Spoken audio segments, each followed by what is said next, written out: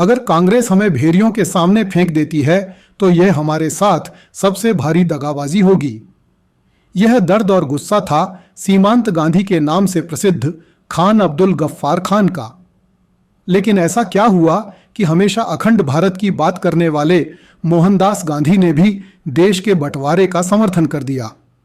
3 जून 1947 की उस शाम रेडियो पर ऐसा क्या प्रसारित हुआ जिसने हमेशा के लिए भारत का भूगोल बदल दिया? आइए खोलते हैं भारत विभाजन के इतिहास के ये पन्ने। पिछले एपिसोड में हमने चर्चा की थी कि 2 जून 1947 को भारत के तत्कालीन वायसराय एवं गवर्नर जनरल लॉर्ड माउंटबेटन ने भारत विभाजन की योजना समस्त भारतीय राजनीतिक दलों के नेताओं को सौंप दी। इसके बाद उन्होंने गांधी जी एवं मोहम्मद अली जिन्ना से भेंट करके उनका रुख जानना चाहा। गांधी जी ने उस दिन मौन व्रत का बहाना करके वायसराय से बात करने से मना कर दिया, जबकि जिन्ना ने कहा कि इस योजना के संबंध में सहमति मुस्लिम लीग की कार्य समिति द्वारा दी जाएगी। इस पर वायसराय ने मोहम्मद अली जिन्ना पर आंखें तरेरी तो जिन्ना कुछ ढीला हुआ। ISVS जेहू के journal Indian and Pakistan yearbook 1948 volume 34 में लिखा है कि 3 जून 1947 को कांग्रेस वर्किंग कमेटी की बैठक हुई जिसमें माउंटबेटन योजना स्वीकार कर ली गई। बैठक में इसे अस्थायी समाधान बताया गया तथा आशा व्यक्त की गई कि जब नफरत की आंधी थम जाएगी तो भारत की समस्याओं को सही दृष्टिकोण से देखा जाएगा और फिर द्विराष्ट्र का ये झूठा सिद्धांत हर किसी के द्वारा अस्वीकार कर दिया जाएगा। कांग्रेस कार्यसमिति के निर्णय से पश्चिमोत्तर सीमांत प्रदेश के खान बंधु और खुदाई खिदमतगार जो बराबर कांग्रेस का साथ दे रहे थे, भारी मुसीबत में फंस गए।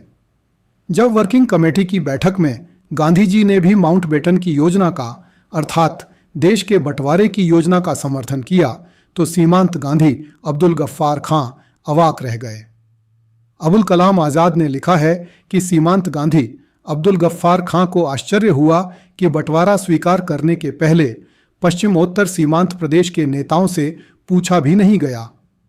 उन्होंने देश के बंटवारे का विरोध करते हुए कहा कि अगर कांग्रेस अब खुदाई खिदमतगारों को भेड़ियों के सामने फेंक देती है तो सीमांत प्रदेश इसे दगाबाजी का काम समझेगा। 3 जून 1947 को शाम 7 बजे रेडियो पर प्रसारित संदेश में वायसराय तथा भारतीय नेताओं ने माउंटबेटन योजना को स्वीकार कर लिए जाने तथा अंग्रेजों द्वारा भारत को शीघ्र ही 2 नए देशों के रूप में स्वतंत्रता दिए जाने की घोषणा की। वायसराय ने कहा कि कांग्रेस तथा मुस्लिम लीग के बीच ऐसी किसी योजना पर समझौता हो पाना संभव नहीं हुआ है जिससे कि देश एक रह सके। इसलिए आज़ादी के साथ ही जनसंख्या के आधार पर देश का विभाजन हिंदुस्तान व पाकिस्तान के रूप में किया जाएगा। वायसराय की घोषणा में पाकिस्तान के प्रांतीय और जिलेवार हिस्सों को गिनाया गया। साथ ही यह भी स्पष्ट किया गया कि प्रांतीय और राष्ट्रीय स्तर पर विधानसभाओं के भीतर जनमत संग्रह साधारण बहुमत से विभाजन के पक्ष और विपक्ष में किस प्रकार किया जाएगा। स्टैनली वोल्पर्ट ने लिखा है कि विलंब से बचने के लिए विभिन्न प्रांतों के हिस्सों को स्वतंत्र रूप से यह कार्य करना होगा। मौजूदा संविधान सभा भारत के लिए और नई संविधान सभा पाकिस्तान के लिए संविधान रचना का काम करेगी।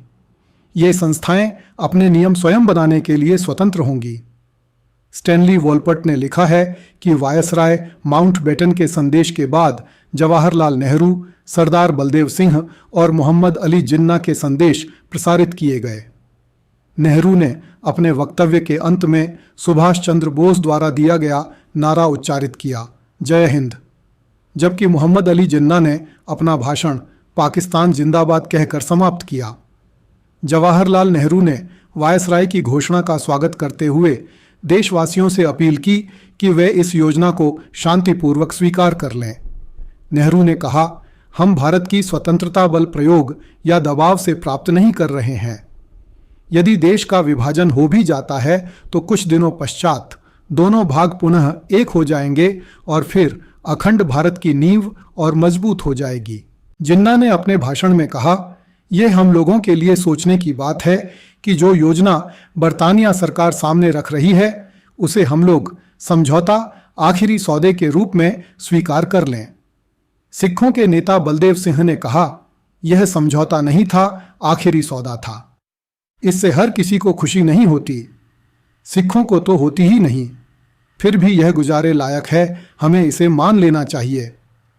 उस समय के प्रमुख समाचार पत्र द स्टेट्समैन ने 14 जून 1947 की एक रिपोर्ट में लिखा कि आज जो भारत का स्वरूप है, इसे इस क्षेत्र के भूगोल, यहाँ के पर्वतों और समुद्रों ने बनाया है।